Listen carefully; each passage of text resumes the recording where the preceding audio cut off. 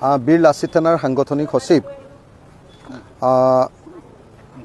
শৃংখল চলিহাক অসম পুলিচে যি ধৰণে আটক কৰিছে তাক মই নিন্দা কৰিছোঁ আৰু অসম পুলিচ আৰু অসমৰ গৃহমন্ত্ৰী তথা অসমৰ মুখ্যমন্ত্ৰীৰ ওচৰত দাবী উত্থাপন কৰিছোঁ যে শৃংখল চলিহাক অনতি বিলম্বে মুক্ত কৰি দিব লাগে।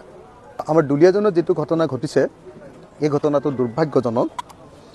আমি দেখিছোঁ যে বিজেপি চৰকাৰৰ দিনত অসমৰ খিলঞ্জীয়া মানুহবিলাকৰ ওপৰত সদায় অত্যাচাৰ হৈছে।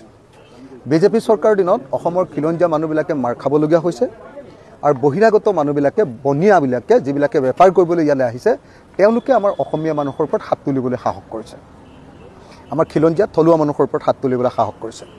গতিকে দুলীয়াজনৰ এই ঘটনা সেইকাৰণে নিন্দনীয়। মই সেইকাৰণে দাবী উত্থাপন কৰিছোঁ যে অনতি বিলম্বে শৃংখল চলিহাক মুক্ত কৰাৰ ব্যৱস্থা কৰিব লাগে।